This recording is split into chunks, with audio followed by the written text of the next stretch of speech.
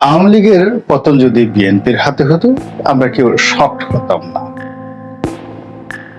কিন্তু আওয়ামী লীগের পতন হয়েছে সমন্বয়কদের হাতে। বিএনপি এই আন্দোলনের সঙ্গে তাদের যে সম্পৃক্ততা, এটা নিয়ে যেভাবে জোর গলায় বলছিল এবং জামাতকে এখানে তারা গণনার মধ্যে ধরছিল না, সেখানে এই সমন্বয়কদের পরিচিত কয়েকজন মুখ, সেই মুখের যারা লোকজন তারা শিবিরের সভাপতি বা শিবিরের সেক্রেটারি, এটি প্রচারিত হওয়ার পর অনেকের মুখে এখন রীতিমতো চুনকালি পড়ে গিয়েছে। কেউ কেউ অতি প্রশংসা করে বলার চেষ্টা করছে যে ঢাকা বিশ্ববিদ্যালয়ের ক্যাম্পাসে ছাত্রলীগের কোলের মধ্যে শিবিরের লোকজন ছিল এবং ছাত্রলীগের মিছিলে থেকে ছাত্রলীগকে ডুবিয়েছে। এটা যেন ফেরাউনের রাজপ্রাসাদে যেভাবে হযরত মুসা আলাইহিসসালাম বেড়ে উঠেছিলেন ওইরকম একটা অলৌকিক ঘটনা। প্ল্যান বি, প্ল্যান সি কোনো কিছু বাদ দিয়ে শুধুমাত্র একটা স্বপ্নের মধ্যে আছেন, কল্পনার মধ্যে আছেন। কেউ মাজারে যাচ্ছেন, কেউ জিকিরের আসনে বসছেন, কেউ কামরূপ কামাখ্যা গিয়েছেন। আলটিমেটলি অনেকে যাওয়ার চেষ্টা করছেন যে দেখি জাদু টোনা মন্ত্র দিয়ে কোনো কিছু হয় কিনা, কিন্তু জামাত সেখানে কিন্তু উল্টো কাজ করেছে। ঢাকা বিশ্ববিদ্যালয় শিবিরের সভাপতি বা সাধারণ সম্পাদক, তাদের পরিচয় প্রকাশিত হওয়ার পর সারা বাংলাদেশে হইচই পড়ে গিয়েছে। ছাত্রলীগের ব্যানারে থেকে, সমন্বয়কদের ব্যানারে থেকে ইসলামী ছাত্র শিবির নামক যে সংগঠনটি, এটি এতটা সুকৌশলে আওয়ামী লীগের বিরুদ্ধে এই পুরো আন্দোলনটিকে, কোটা বিরোধী আন্দোলনকে সংঘবদ্ধ করেছে এবং প্ল্যান ওয়াইজ ধীরে ধীরে ধীরে ধীরে এটিকে একটি কাঙ্ক্ষিত মাকামে পৌঁছে দিয়েছে। তা এই মুহূর্তে রাজনীতির জন্য একটা বিরাট শক। শক মানে আমরা যেটাকে বলে হয় যে আঘাত, মারাত্মক আঘাত। আঘাত এই কারণে যে বাংলাদেশের মূল রাজনৈতিক দল বিএনপি এবং আওয়ামী লীগ, তো আওয়ামী লীগের পতন যদি বিএনপির হাতে হতো আমরা কেউ শকড হতাম না, কিন্তু আওয়ামী লীগের পতন হয়েছে সমন্বয়কদের হাতে। এই জন্য আমরা প্রথমে সবাই খুব আশ্চর্য হয়েছি, এটা হলো কি করে। এরপর যখন সমন্বয়কদের অনেক যারা সদস্য রয়েছেন, যুবক, তারা যখন পুরো আন্দোলনের যে ক্রেডিট তারা নিজেদের মতো করে নেয়ার চেষ্টা করলেন, ঠিক সেই সময়টিতে রাজপথের বেশ কয়েকজন সৈনিক, কারো রাজনৈতিক পরিচয় আছে, হয়তো কারো রাজনৈতিক পরিচয় নেই, কিন্তু এই আন্দোলনের সময়টিতে তারা দেশবাসীর নিকট পরিচিত হয়ে পড়েছিলেন। তারা এই সমন্বয়কদের এই যে ক্রেডিট নেয়ার যে প্রবৃত্তি, এর দ্বারা মারাত্মকভাবে আহত হয়েছিলেন। তারপর ডক্টর মোহাম্মদ ইউনূসের ক্ষমতা গ্রহণ এবং তার সরকারের সমন্বয়কদের অতিমাত্রায় প্রভাব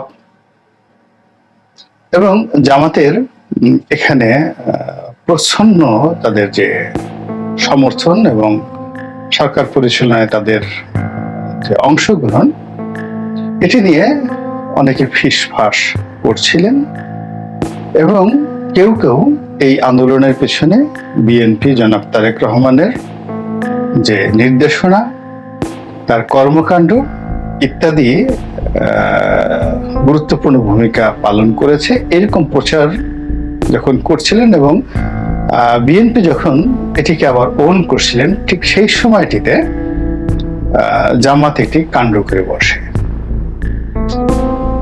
কাণ্ডটা হলো যে জামাতের যে ছাত্র সংগঠন শিবির, যারা এই আন্দোলনের সমন্বয়ক হিসাবে তারা মিশেছিল এবং অনেকে ছাত্রলীগের সঙ্গে সম্পৃক্ত ছিল, তাদের পরিচয় দলীয়ভাবে ফাঁস করে দেয় এবং সেটি ফাঁস করে দেওয়ার পর সারা বাংলাদেশের যে রাজনীতির হিসাব নিকাশ, এটি উলটপালট হয়ে যায়।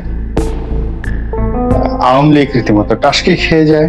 তো জামাত যে দাওয়াতি কর্মকাণ্ড চালিয়েছে, সেই দাওয়াতি কর্মকাণ্ডের মধ্যে তাদের রাজনৈতিক কর্মকাণ্ড কিন্তু থেমে ছিল না, এবং থেমে না থাকার যে নমুনা আমরা এই সময়টাতে দেখতে পাচ্ছি। যখন একটি রাজনৈতিক পট পরিবর্তন হলো, এটি প্ল্যান এ, অর্থাৎ ডক্টর মোহাম্মদ ইউনূস ক্ষমতায় বসলেন। তারপর জামাত এর এবং সমন্বয়কদের সম্মিলিত ছাত্র জনতার আন্দোলন, বিএনপির আন্দোলন, সব ধরুন যে যাই বলুন না কারণ সফল হলো। শেখ হাসিনা পালালো। এই পুরোটাকে যদি আপনি প্ল্যান এ ধরেন, তো প্ল্যান এ ধরেন, এখন প্ল্যান বিটা কি? বিশ্বাস করেন, প্ল্যান বি এর জন্য বাংলাদেশের কোনো রাজনৈতিক দলের এক্সেপ্ট জামাত ছাড়া আর কোনো দলের কোনো প্রস্তুতি ছিল না। বিএনপি তো কল্পনাই করতে পারেনি যে শেখ হাসিনা পালিয়ে যেতে পারেন, আশাও করেননি। জনাব তারেক রহমান মানে সাপোর্ট দিয়েছেন, লজিস্টিক সাপোর্ট দিয়েছেন, এটা আমি জানি, সবই ঠিক আছে। কিন্তু এটা যে শতভাগ সফল হবে, সফল হলে আমাদেরকে হঠাৎ করে কি করা লাগতে পারে, এই বিষয়গুলো প্ল্যান বি বিএনপির মধ্যে ছিল না। আওয়ামী লীগের নিকটে কোনো প্ল্যান বি ছিল না। তারা দোটানার মধ্যে ছিল। অনেকে পালিয়ে গেছেন, অনেকে চিন্তা করছিলেন পালাবেন, অনেকে মনে করছেন না পালাতে হবে না। কিন্তু সত্যিকার অর্থে পরাজিত হবে এবং আজকের এই দুরবস্থার সৃষ্টি যদি হয়, সেক্ষেত্রে তাদের প্ল্যান বি কি? যেমন 111-এর সময় তাদের একটা প্ল্যান বি ছিল। ফলে যেই মুহূর্তে শেখ হাসিনা গ্রেপ্তার হলেন 11-এর সময়, সঙ্গে সঙ্গে তিনি ভারপ্রাপ্ত সাধারণ সম্পাদক এবং ভারপ্রাপ্ত সভাপতি তিনি নিয়োগ দিয়ে দিলেন লিখিত, এবং that was the very smart decision. কিন্তু এবার এখন পর্যন্ত তারা কোনো প্ল্যান বি, প্ল্যান সি তাদের কিছুই নেই। তারা যা কিছু করছেন এগুলো সব যাকে বলা হাওয়ার উপরে বিভিন্ন রকম যাকে বলা হয় পরিকল্পনা, কথাবার্তা, এই টুস করে ঢুকে পড়বেন, তারপরে এটা করবেন ওটা করবেন, ইউনূসের সফলতা তিনি পাবেন না, ডক্টর ইউনূস, এই সমস্ত যাকে বলে অলীক কল্পনা। কিন্তু তাদের কোনো প্ল্যান বি এখন পর্যন্ত তারা করতে পারেনি। আমি আওয়ামী লীগের একজন লোকের সঙ্গে আলোচনা করছিলাম, নেতা, বড় নেতা। তো তিনি বলছেন যে ভাই, আপনার কাছে অনেক খবর আছে, আপনি বলেন আওয়ামী লীগের ভবিষ্যৎ কি? আমি বললাম যে কোনো ভবিষ্যৎ নাই। তো তিনি বললেন যে ব্যাপারটা কি? আমি বললাম যে প্রথম ব্যাপার হলো যে আওয়ামী লীগ এখনো পর্যন্ত আপনারা কেউ বিশ্বাস করতে পারছেন না যে আওয়ামী লীগের পতন হয়েছে। 2 নম্বর হলো যে আপনারা এখনো পর্যন্ত স্বীকার করছেন না যে আপনাদের ভুলের কারণে আপনাদের পতন হয়েছে। 3 নম্বর হলো যে এই আওয়ামী লীগের রাজনীতিতে যারা কারাপ্টেড, যারা দায়ী ব্যক্তি, ইনক্লুডিং শেখ পরিবার, তাদেরকে বাদ দিয়ে একটি নতুন নেতৃত্ব তৈরি করতে হবে। এই বিষয়টা আপনাদের মস্তিষ্কে এখনো পর্যন্ত ঢুকছে না, এবং এই 3টা জিনিস ছাড়া আপনাদের কখনোই ক্ষমতায় আসা হবে না। আগে সরি বলতে হবে। তো এটা সবার ক্ষেত্রে প্রযোজ্য। শুধু প্ল্যান বি থাকলে হবে না। আপনি অনেক কিছু করতে পারবেন, কলা কৌশল করতে পারবেন, কিন্তু আপনাকে যদি বিজয়ী হতে হয় তাহলে অবশ্যই আপনাকে সৎ হতে হবে, সৎ চিন্তা করতে হবে, এবং অতীত কর্মকাণ্ডের জন্য অনুশোচনা করতে হবে, এবং ভবিষ্যতে ভালো কাজ করার জন্য পরিকল্পনা থাকতে হবে, যেটি যদি কোনো রাজনৈতিক দলের মধ্যে না থাকে তাহলে সেই রাজনৈতিক দল কখনো ঘুরে দাঁড়াতে পারে না।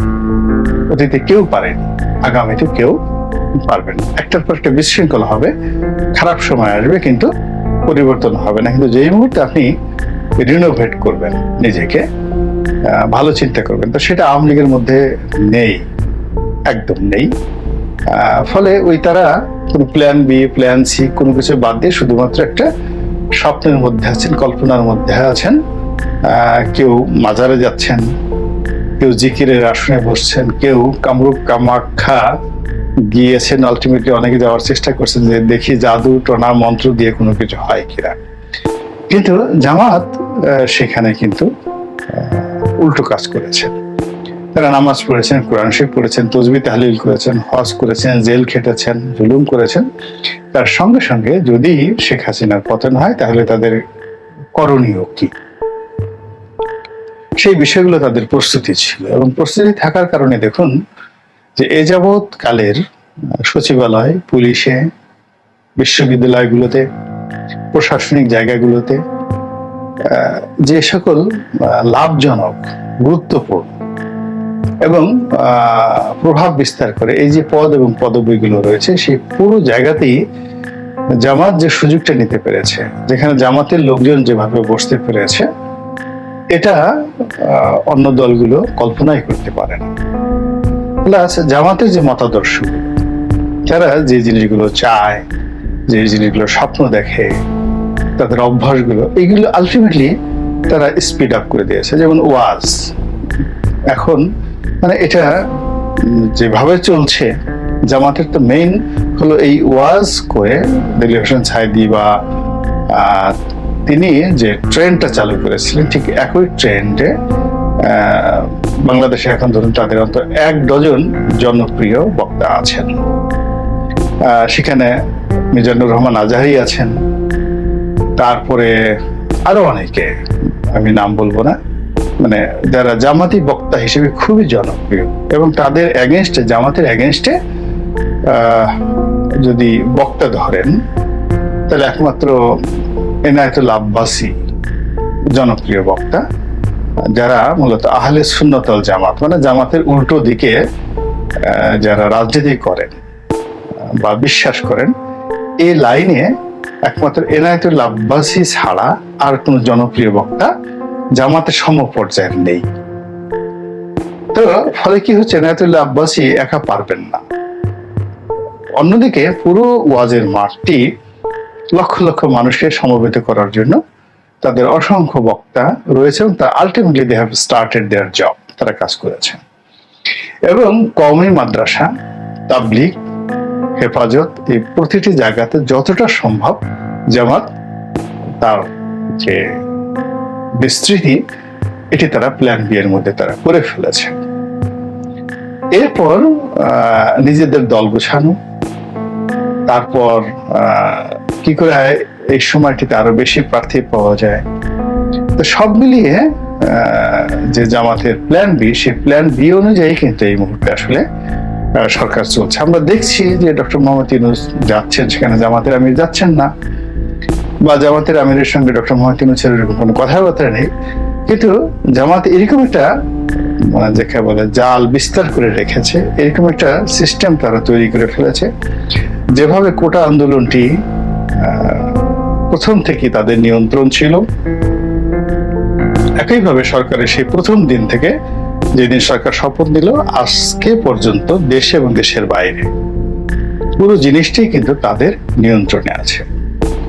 অনেকে বিষয়টি বুঝতে পেরেছেন, ধরতে পেরেছেন, ধরে অনেকের গাত্রদাহ শুরু হয়েছে, অনেকের আগে ক্রোধে জ্বালাজালি করছেন, গড়াগড়ি করছেন, গালাগাল দিচ্ছেন, কিন্তু জামাত নির্বিকার, তারা তাদের প্ল্যান বি বাস্তবায়ন করে চলছে এবং প্ল্যান সি এর দিকে এগোচ্ছে। এখন প্ল্যান বি যদি সফল হয়, সেক্ষেত্রে জামাতের প্ল্যান সি